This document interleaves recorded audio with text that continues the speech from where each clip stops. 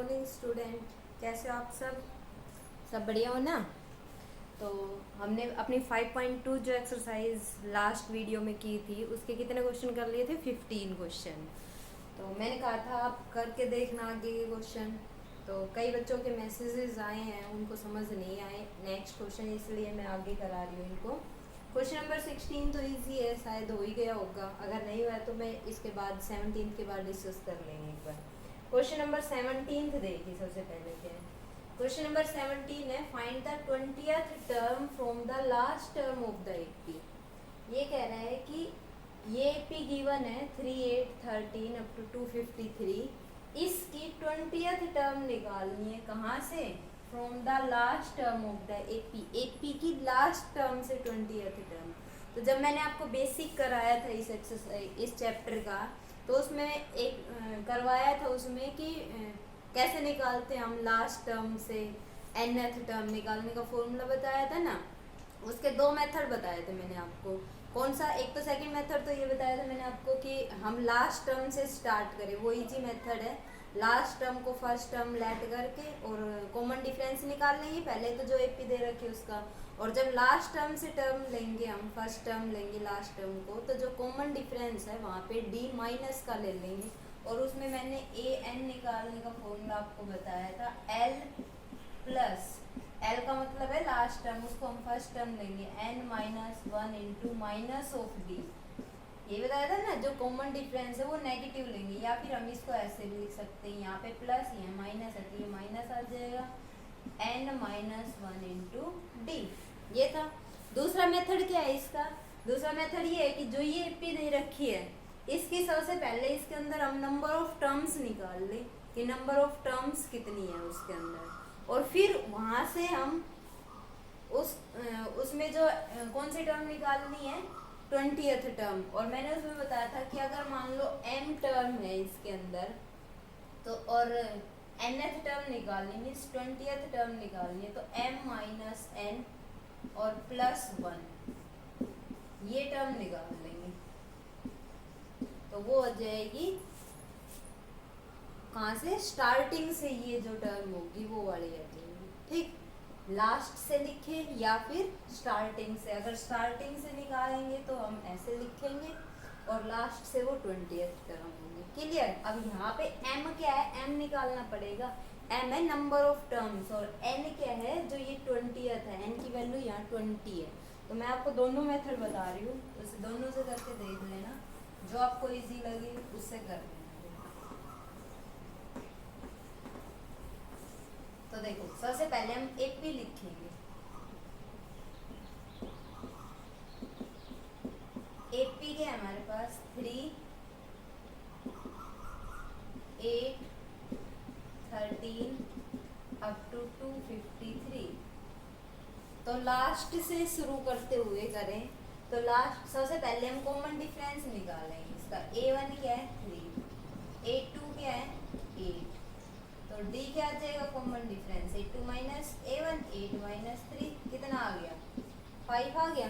ठीक, अभी मैंने जो आपको मेथड बताया था क्या? an इज इक्वल टू, ये अभी बताया था, an is equal to l minus n minus 1 into D. ठीक, तो यहाँ पे d 5 है, l जो लास्ट टर्म है तो वो आ जाएगी 20th टर्म, a 20, n की जगह 20 आ गया। तो l कितना? 253 माइनस 20 माइनस 1 इंटू डी कितना है? 5। तो ये आ गया 253 माइनस 19 इंटू 5, ये आ गया 253 माइनस 19, 5 जा कितना हो जाएगा? 95। ठीक, अब यहाँ से 253 में से 95 सब्ट्रैक्ट कर दो तो कितना आ जाएगा? 13 में से 5 8, यहाँ पे 4, 14 में से 9 5 और यहाँ पे बच गया हमारे पास 158। ये हो जाएगी इसकी 20th टर्म। क्लियर? इसको ऐसे करो, या फिर एक ये था plus n minus 1 into minus of D, तब भी यही आना है, इसी से तो ये वाला बना है ना। तो यहाँ पे अगर इसको ऐसे करोगे तो यहाँ पे प्लस ले लोगे, यहाँ -5 ले लोगे, और तब भी क्या आएगा, सेम सॉल्यूशन आएगा। क्लियर। एक मेथड तो ये था। दूसरा मेथड क्या बताया, अभी वो थोड़ा सा लॉन्ग पड़ जाएगा। उसमें क्या करना है, सबसे पहले हम इस एपी में नंबर ऑफ टर्म्स कितनी है वो निकालेंगे। तो नंबर ऑफ टर्म्स निकालने के लिए जो लास्ट टर्म है उसको हम mth टर्म लेट कर लेंगे। तो a1 देखो ये है सेकेंड मेथड।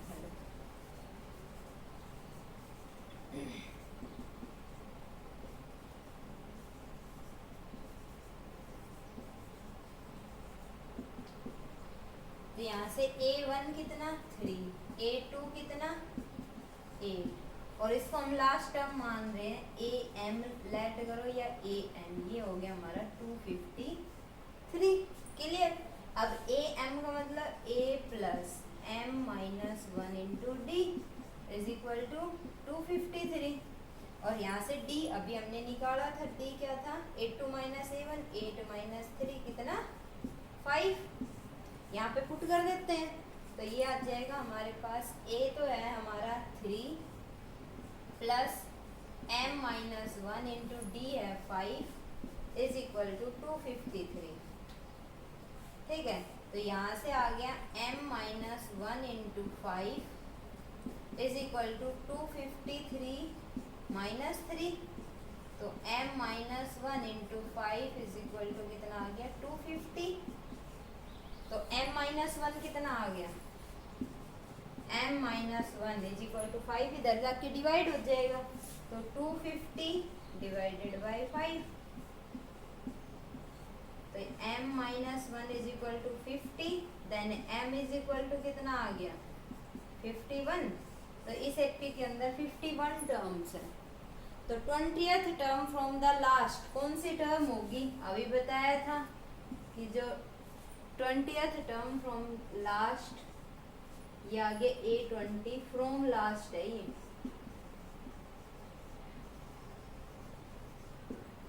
ये किसके इक्वल होगा, ये होगा, ये बताया था ना m minus n plus 1th term from beginning.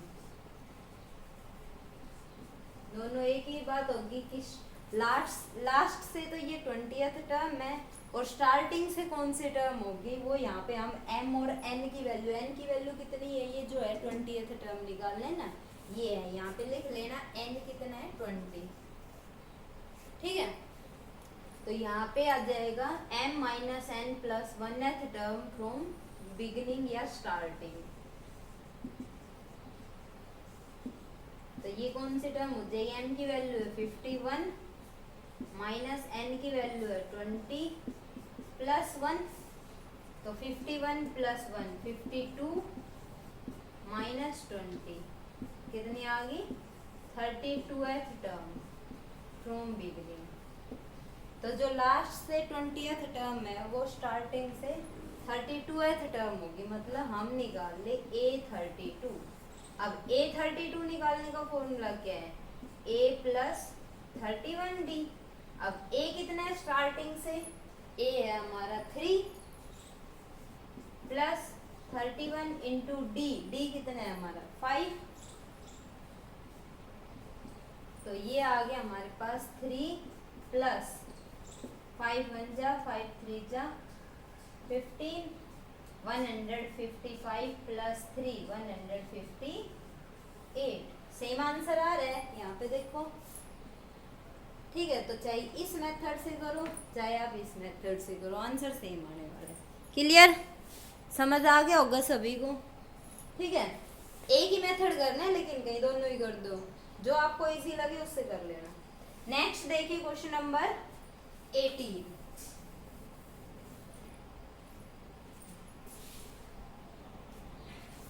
अब देखो क्वेश्चन नंबर 18 की स्टेटमेंट क्या है, the sum of the 4th and 8th term of an AP. जो एपी है उसकी 4th और 8th टर्म का सम क्या है 24 है। तो इसका मतलब क्या हुआ, A4 और A8, 4th टर्म A4 और A8 का मतलब 8th टर्म, दोनों का सम किसके इक्वल है 24 के इक्वल। एक कंडीशन तो ये दे रखी है। दूसरी, and the sum of the 6th and 10th term is 44। Sixth term मतलब A6 और 10th टर्म मतलब A10, दोनों का सम किसके इक्वल 44 के equal. Find the first three terms of the AP. इस एपी की first three terms find out करनी है। तो कैसे करेंगे वो देखो। अब यहाँ पे A4 का मतलब क्या है, A4 को हम क्या लिख लेंगे A प्लस 3D लिख सकते हैं ना, एंड A8 को हम क्या लिख लेंगे A plus 7D is equal to 24। तो A plus A 2A plus 3D plus 7D कितना हो गया 10D इज इक्वल टू 24। अगर हम यहाँ से कॉमन निकाल सकते हैं तो कॉमन निकाल लेंगे, या हम यूँ कह सकते हैं कि 2 से डिवाइड कर दें इसको कम्प्लीटली। तो यहाँ से अगर 2 से डिवाइड करेंगे इसको तो यहाँ तो A आ जाएगा, यहाँ से 2 5 जा 10 5D आ जाएगा। इधर भी करेंगे इक्वल टू, इधर भी 2 से डिवाइड करेंगे तो कितना आ जाएगा 12। इसको हम मान लेते हैं फर्स्ट इक्वेशन। क्लियर यहाँ तक। अब देखो इसमें A6 को क्या लिखोगे A plus 5D plus A10 को क्या लिखोगे A plus 9D is equal to कितना 44। ठीक है, यहाँ पे देखो A प्लस A कितना हो गया 2A plus 5D plus 9D कितना हो गया 14D इज इक्वल टू 44। इस इक्वेशन में भी दोनों साइड 2 से सारी टर्म्स डिवाइड हो रही है, 2A भी हो रहा है 14 भी हो रहा है और 44 भी हो रहा है। तो डिवाइड कर देते हैं 2 से, कितना आ जाएगा यहाँ तो A आ जाएगा 2 1 जा 2, यहाँ पे 2 7 जा 14 तो ये 7D आ जाएगा एंड इज इक्वल टू 44 को जब 2 से डिवाइड करेंगे तो कितना आ जाएगा 22। ये कौन सी इक्वेशन आ गई हमारी सेकेंड इक्वेशन। क्लियर। अब हमारे पास दो इक्वेशन बन गई, लीनियर इक्वेशन इन 2 वेरिएबल्स वाली टर्म हो गई। यहाँ पे A और D, यहाँ भी A और D। तो A और D की वैल्यू निकालेंगे, कैसे निकालेंगे एलिमिनेशन मेथड से इजी हो जाएगा। इक्वेशन 2 में से फर्स्ट सब्ट्रैक्ट कर दे, क्योंकि A के कोफिशिएंट सेम है ना हमारे पास, या 1 में से 2 को सब्ट्रैक्ट कर दें। तो क्या करेंगे इक्वेशन 2 माइनस इक्वेशन 1, 2 में से हम 1 को सब्ट्रैक्ट कर रहे हैं तो A plus 7D is equal to हो गया 22 and A plus 5D is equal to कितना हो गया 12। क्लियर। यहाँ तक सब्ट्रैक्ट कर रहे हैं, साइन चेंज हो जाएगा, ये माइनस और ये भी माइनस। ठीक है, A से ही कैंसिल आउट हो रहा है। यहाँ पे 7D माइनस 5D कितना हो गया 2D, नीचे वाला साइन लेना होता है, ये प्लस के 7 है माइनस का 5 है। 22 माइनस 12 कितना आ गया 10। तो D इज इक्वल टू क्या आ जाएगा 10/2, 2 5 जा 10। तो D की वैल्यू कितनी आ गई हमारे पास 5। अब D की वैल्यू 5 आ गई, चाहे फर्स्ट इक्वेशन में पुट कर दे D की वैल्यू, चाहे सेकंड में A की वैल्यू आ जाएगी। तो यहाँ पे क्या लिखेंगे put D is equal to 5 in equation first में अगर हम पुट करें तो फर्स्ट देखो ये है हमारे पास A प्लस 5D, D की जगह कितना 5 इज इक्वल टू 12। तो कितना हो गया हमारा A plus 5 multiply 5 25 is equal to 12। तो A की वैल्यू कितनी आ गई 12 माइनस 25, उधर जाके माइनस हो जाएगा, ये आ गया माइनस का 13। अब देखो हमारे पास A भी आ गया माइनस 13 और D कितना है 5। निकालना क्या था find the first three terms of the AP। A का मतलब तो फर्स्ट टर्म ही है, अब सेकंड टर्म और थर्ड टर्म और निकाल लेते हैं। तो सेकंड टर्म होगी A2 और वो क्या लिखी जाएगी A प्लस 1D। A की वैल्यू माइनस 13 प्लस D की वैल्यू 5 कितना आ गया माइनस 8। A3 और निकालनी है, A3 को हम A प्लस 2D लिख देंगे। क्लियर। अब यहाँ से देखो A की वैल्यू हुई माइनस 13 प्लस 2 इंटू D की वैल्यू कितनी है 5। तो ये आ गया माइनस 13 प्लस 5 2 जा 10 कितना आ गया माइनस 3। तो फर्स्ट थ्री टर्म्स आ गई, एक तो A3 एक A2 और ये है ही फर्स्ट टर्म A1, ये 3 टर्म निकालनी। क्लियर। ये था हमारा क्वेश्चन नंबर 18। क्लियर। अब देखो क्वेश्चन नंबर 19।